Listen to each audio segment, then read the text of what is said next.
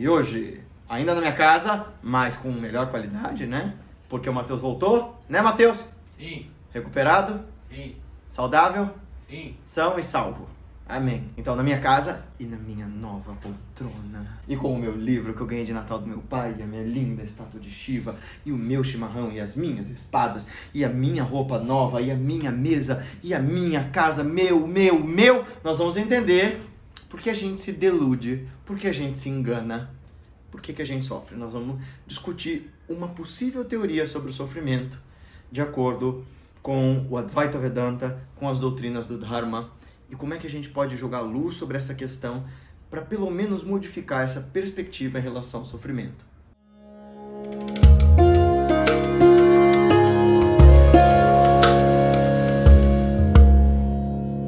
Se você está chegando aqui pela primeira vez, a gente fala de revolução de si, de transformação da consciência, de yoga, de meditação. Seja bem-vindo, bem-vinda.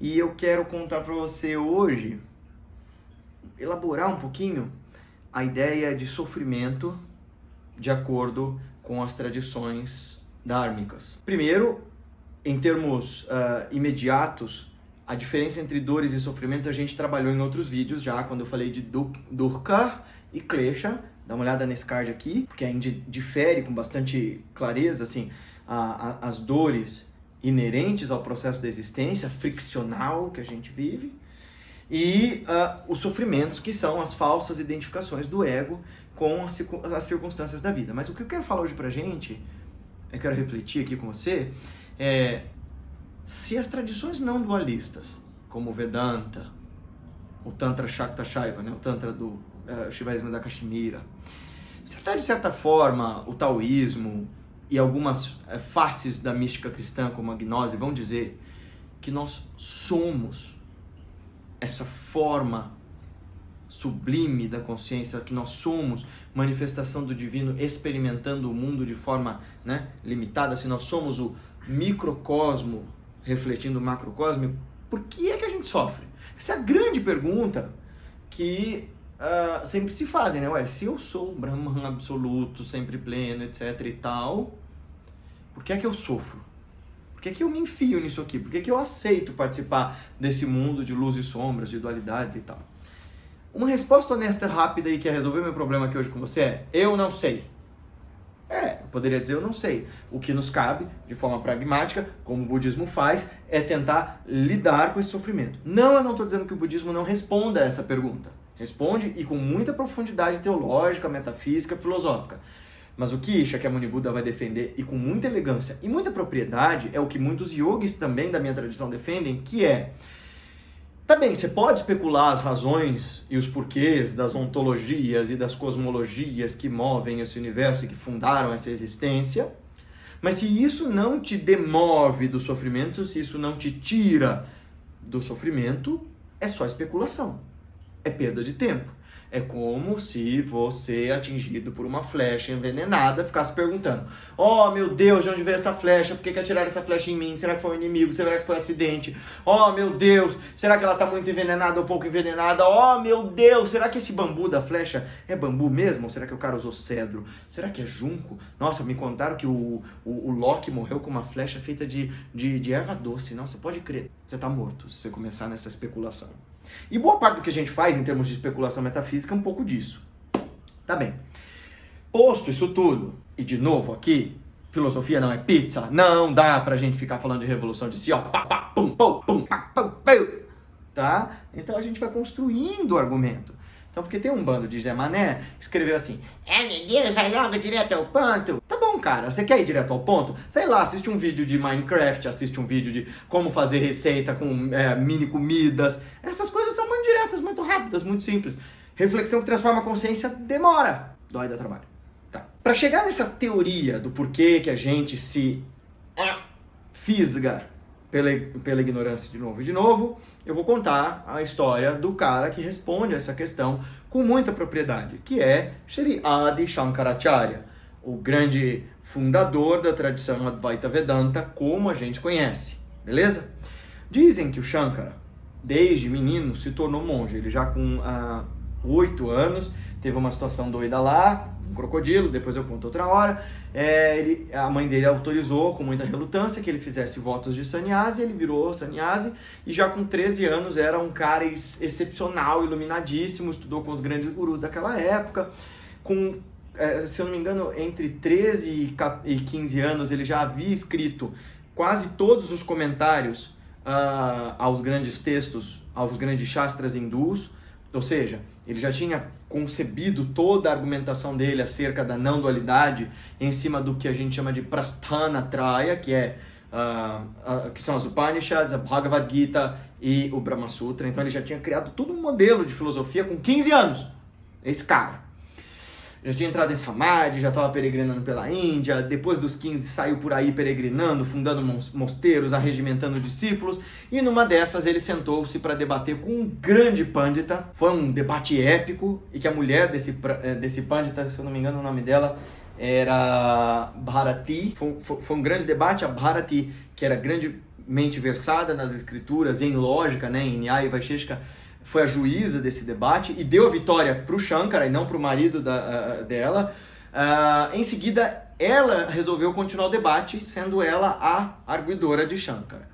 Em certo momento, ela pergunta para ele assim: escuta, tá bom, você tá falando que a gente é iludido, que a gente é preso por Maya, etc e tal, mas você é um monge, você nunca experimentou nenhum dos prazeres do mundo. Você nunca experimentou excesso de comida, de luxo, de facilidades, de confortos, e muito menos sexo, que é a grande urgência, a grande ânsia da psique humana. Como é que você fala para nós de um lugar tão elevado aí do seu troninho de privilégios, que a gente deveria se despojar de todas essas coisas, que isso tudo é ilusão, que daí não surge prazer? Aí o Shankara fala assim: me dá 6 meses para eu te responder. Eles param o debate, porque numa civilização mais avançada, mais civilizada, um debate não é sobre ganhar argumentação, mas é sobre buscar a verdade, sobre enxergar a resposta do que se quer obter, né? E aí o Shankara sai e conta-se na lenda, parênteses, toda a história de grandes mestres que tem, sobretudo, mais de 800 anos de história, vão estar entremeadas de lendas e de simbolismos, e isso não é necessariamente verdade. Já falei isso em vídeos bem antigos. Se Jesus andou ou não sobre as águas, se Jesus atravessou ou não o Mar da Galileia e fez calar a tempestade, factualmente falando, isso não nos interessa. Interessa porque isso dá validade, testemunho dele como Messias, mas não tem como provar isso, histórica, geologicamente, isso é uma questão de fé. A questão toda é, se está num texto e sobreviveu e essa história foi continuamente sendo repetida, remodelada, adaptada e tudo mais, é porque ela faz parte do corpus narrativos, ou do mundus imaginalis, ou do inconsciente coletivo, do mundo simbólico, não é?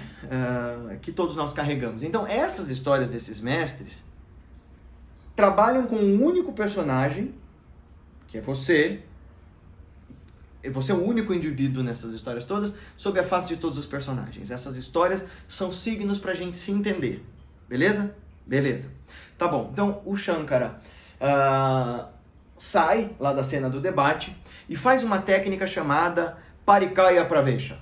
Aí é a história da lenda e do simbolismo. Aconteceu? Não sei, não nos interessa. O que ele faz é, para não macular o seu corpo, ele vai lá para o alto dos Himalaias, numa caverna bem fria, junto de 2 discípulos, senta-se na neve e diz: eu vou sair do meu corpo, vou invadir o corpo de alguém que já tenha morrido, vou aproveitar do mundo de Bhoga, do mundo dos desfrutes, e aí vou poder argumentar se a ilusão é mesmo algo tão poderoso assim. Beleza? Beleza. Ele faz lá, ele sai do corpo, os discípulos enterram ele na neve para o corpo ficar conservado, o espírito dele vagueia, acha o corpo de um rei que tinha acabado de morrer, entra no corpo desse cara e ele começa a desfrutar a vida de um rei. Dizem, inclusive, que a corte achava estranho que o rei tivesse muito diferente, e ele mesmo começou a se adaptar àquela nova vida, aprender aqueles novos costumes, e conforme o tempo ia passando, rapidamente ele ia se esquecendo de que ele era Shankara.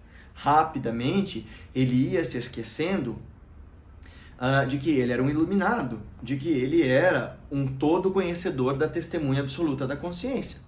Os discípulos começaram a achar estranho, porque ele começou a demorar muito tempo. E os ministros da corte daquele rei começaram a achar o máximo, porque de repente o rei, que era um beberrão maluco, se tornou um Chakravarti, um rei perfeito, super justo, mas que estava ali desfrutando suas coisas de rei, a sua vida mundana, desfrutando sexo, essas coisas todas. No começo o Shankara lembrava de que ele era o Shankara e usava de tudo aquilo como um grande jogo, um grande expediente da consciência, mas com o tempo ele começou a esquecer de que ele era o Shankara. Um dos dois discípulos que estava lá na caverna acompanhando o corpo dele achou aquilo estranho, achou melhor procurar o mestre dele. Em profunda meditação, investigou, achou o mestre ocupando o corpo daquele rei que havia falecido. E ele resolve ir até o seu mestre. Ninguém deixava ele acessar o mestre. É claro, ele é um sadhu todo maltrapilho, querendo entrar na corte de um rei. Então ele teve que se disfarçar de bardo, porque o rei gostava de poesias. E quando ele entra na corte, ele começa a dar sinais para o Shankara, mas o Shankara, que era o ser de maior e mais refinado e mais impecável intelecto de seu tempo, estava completamente esquecido de quem ele era.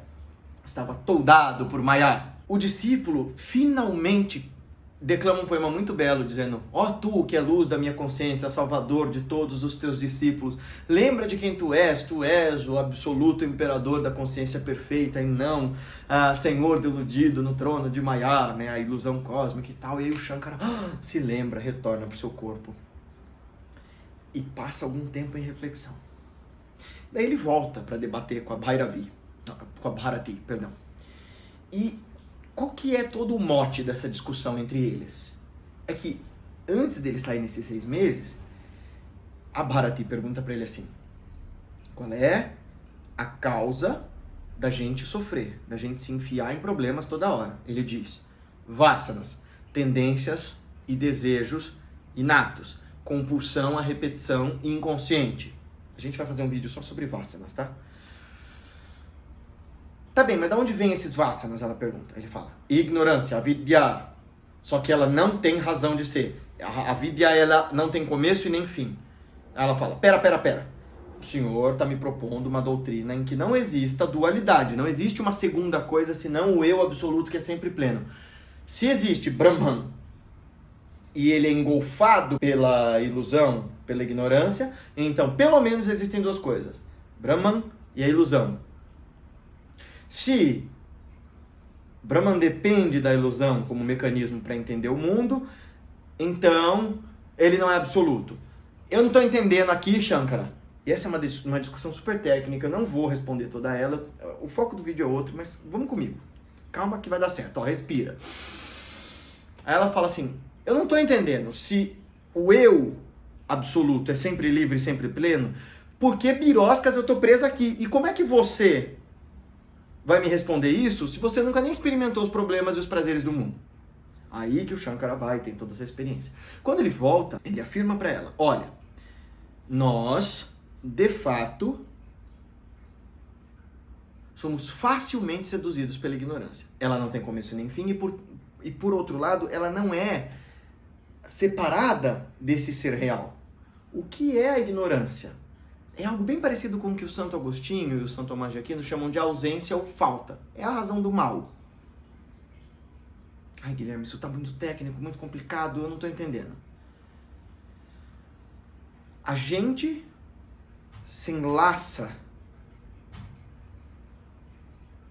nesses dramas do mundo, nessas complicações que nos fazem sofrer, porque por conveniência e facilidade a gente escolhe compulsivamente repetir aquilo que a gente já conhece, porque isso nos poupa de energia, porque a gente quer as experiências mais imediatas e porque as experiências mais contraídas, produtos dessa ignorância, nos movem a querer ter um mundo facilmente controlável pelas experiências que a gente já teve. O que o Shankara entendeu quando ele ficou lá como o rei? Nós somos, sim, ele era o Shankaracharya, o grande guru do seu tempo. Mas facilmente ele esqueceu de que ele era Shankaracharya, porque ele foi se acostumando a fazer algo por fazer sem consciência.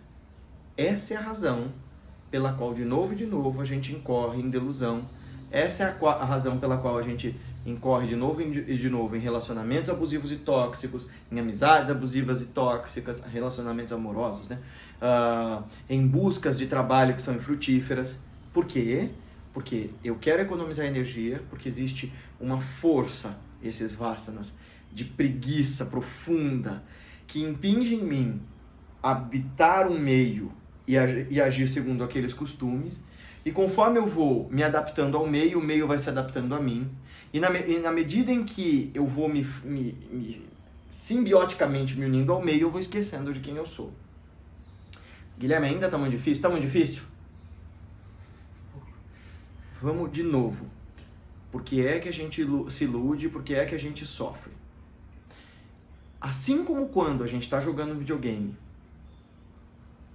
você se esquece que você é você jogando, e você se identifica profundamente com aquele personagem, uma parte da sua mente no começo do jogo, lá no começo, quando você dá start, beleza, ligou o console e tal, você sabe que você é você, o jogo é o jogo. Passou um tempo, você ainda lembra que você é você e o jogo é o jogo, mas você está envolvido com aquilo. E de repente você se acostumou a fazer aquilo, porque de alguma forma aquilo te dá prazer, ao mesmo tempo que te dá frustrações. E de tal sorte você vai se envolvendo com aquele drama e com aquela trama, que em algum ponto você até esquece que você é você jogando um jogo. Você está completamente imerso naquelas emoções e completamente esquecido de que você é você. Eu disse que isso é uma teoria e que eu estou triscando uma teoria sobre a qual os grandes mestres escreveram volumes inteiros para explicar. Mas o que eu quero dizer como mensagem final e essencial do vídeo de hoje é: a gente se ilude, a gente sofre porque a gente divide a nossa atenção em várias frentes para se adaptar aos meios em que a gente habita, e nessa adaptação a esses meios, coexistir com essas coisas todas e tentar dar nome, forma, organização e ter posse dessas coisas. E nessa medida em que a gente vai se acostumando a esses papéis e a esses dramas, nós nos esquecemos de quem nós somos. Daí a importância tão crucial da prática meditativa e filosófica de investigar quem sou eu e de silenciar essas múltiplas vozes que fragmentam minha atenção, minha concentração e minhas intenções. Porque se eu não sei, se eu não lembro de quem eu sou, de onde eu vim, o que eu quero fazer comigo, quais são os meus desejos e objetivos, eu toda hora sou puxado daqui para lá e de lá para cá, e eu sou fruto e objeto dos meios e das circunstâncias e não das minhas escolhas. E aí não há liberdade possível de ser discutida, porque se você está sendo subproduto do meio, subproduto das múltiplas doutrinações que você sofre, não há possibilidade de você enxergar com lucidez a realidade. E como é que o Shankara se libertou disso? Com o que a gente chama de amizades espirituais. Ele tinha uma grande prática, ele já era um grande mestre, ele estava numa grande busca e ainda assim ele se iludiu. Simbolicamente, o que isso significa para nós? Ou a gente se cerca de um ambiente saudável, de pessoas com discursos saudáveis, propostas saudáveis, com lucidez prática do mundo, para que a gente constantemente possa se lembrar quem sou eu, quem sou eu, quem sou eu, para além das etiquetas, para além dos papéis, ou a gente é fragmentado, esquartejado mesmo em nossas múltiplas faculdades e talentos, por essas várias instâncias da vida que nos querem fazer cumprir nossos papéis ali. E isso tem uma ligação direta com a palavra em árabe que o Corão usa para se referir ao homem, ao ser humano. Porque a palavra, eu não sei agora em árabe, mas a palavra é aquele, aquela que esquece.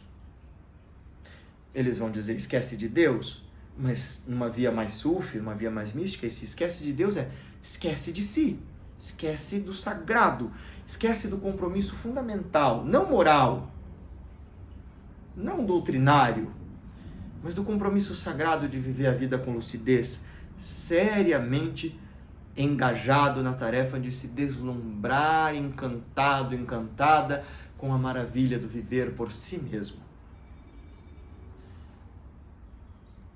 Então a gente sofre porque a gente é tragado e fragmentado pela ignorância. E a gente, dentre outras razões, é tragado por essa ignorância, porque por costume ou porque ninguém nos tirou de lá, ninguém nos deu a mão para sair de lá, a gente só vai fazendo e só vai descendo a ladeira igual o Lodum. E o que isso tem a ver com o que eu falei lá no comecinho do vídeo? Ah, meu Deus, minha cadeira nova, meu livro novo, minhas coisas... A gente tem referencial desse falso ego frágil, finito, delicado e amedrontado a partir dos meios em que eu habito e das posses que eu tenho, dos cargos que eu ocupo, das atividades que eu realizo. O que todas essas doutrinas meditativas vão dizer para nós é: você não é suas posses, não seja possuído por elas. Você não é os seus cargos, ou os seus nomes, ou as suas etiquetas, não seja possuído por elas. É uma aposta muito alta essa que eu estou te convidando a fazer, de acreditar fundamentalmente que você não é tudo aquilo que a sua mente e todo o seu entorno diz categoricamente todos os dias que você é. Tudo aquilo que seus sentidos e sua mente dizem que você é, não é você. O convite de todas essas tradições é: experimenta silenciar esse tumulto, olhar mais fundo e buscar, com olhos de ver e ouvidos de ouvir, quem afinal de contas é você. Lembre-se de quem você é. Ó o Mufasa aí. Lembre-se de quem você é. Lembre-se de quem você é.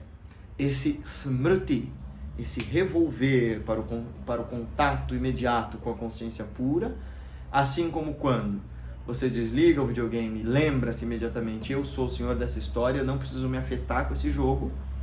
Também, com os dramas da vida, participe deles, dê o seu melhor, desfrute deles, mas lembre-se, você não é essas circunstâncias. Desculpe pelo caminhão passando na rua. Até mais! Gostou desse vídeo? Então não se esquece de se inscrever no nosso canal, clicar no sininho para receber as notificações, clicar no joinha, deixar seu comentário, sua sugestão, sua crítica, seu elogio, seu comentário, seu apoio, etc e tal. Esse trabalho pode crescer na medida em que pessoas que acreditam nele o espalhem. Então pega esse link, manda para os teus amigos no WhatsApp, no Facebook, no Instagram, em tudo quanto é lugar que você acha que ele possa fazer a diferença. A gente se vê no próximo vídeo.